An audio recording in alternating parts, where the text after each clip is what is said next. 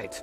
Well, local cyclists overcame some serious obstacles and now getting ready to represent Team USA in the Paracycling Road World Cup next month. We are joined now by CJ Howard to hear more about his incredible story. CJ, if we told the CJ of 20 years ago that he would be on Team USA, would he have believed you? No, absolutely not. CJ Howard from 20 years ago would not have believed that he'd ever be on Team USA. That is an amazing story you guys. So tell us a little about, so you got diagnosed, and tell us a little bit about your diagnosis and then how you've overcome that to become such a great cycler. Sure, thanks for the question. So I was diagnosed with osteosarcoma in 2002, just after graduating from high school. I was a freshman running collegiately at UC Irvine.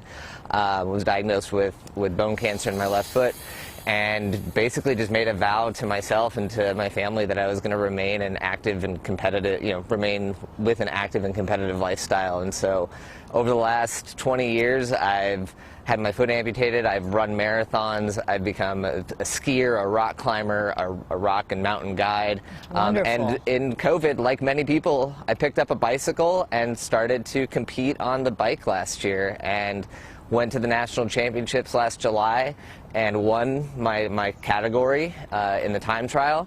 And then this year got a little more serious about it and qualified for Team USA and get to go off to Canada next month to race in the World Championships. I'm really excited about it. It's amazing, CJ. You're a big inspiration. How does one qualify? I mean, do you have to do so many races and win so many, awards? How does that work?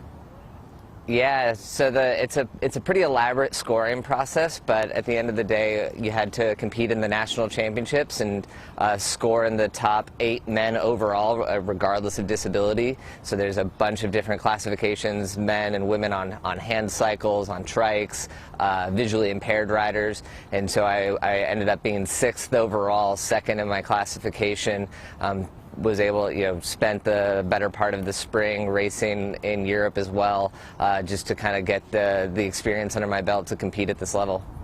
Wowzer. I'm still kind of shocked by that information you just shared with us, that about a year ago you got into cycling. Yeah. I mean, that is incredible to me. Yeah, so like I said, like many people, I picked up a bike in March of 2021. I wasn't sure about the ebbs and flows of lockdowns, and started riding. And like I said, it's been a heck of a year. I never would have imagined that this is where I would have ended up.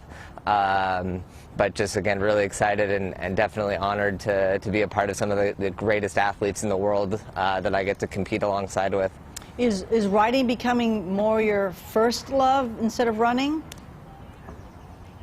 Yeah, so, my father told me that if you're not obsessive, you're wasting your time, and that might not always be the healthiest perspective, but it's certainly something that I've embraced. And so I think this is definitely my new obsession. I've probably got, I was just talking about it, probably every 10 years or so I find something new. So I was a runner for 10 years, I was a mountaineer, climber for 10 years, and I think I've probably got at least another 9 years left to explore the limits of cycling.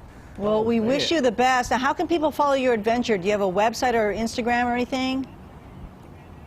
I do. So my Instagram is @limitlessguides, and I'm of course on social media, on Facebook under CJ Howard, and definitely look for updates there. All right. All right. We look forward in 10 years from now you taking over rock climbing or something. I'm trying to figure out what the next thing will be. Take care now. Thanks, CJ. Thank you. Wow. That's great. I love it. Love it.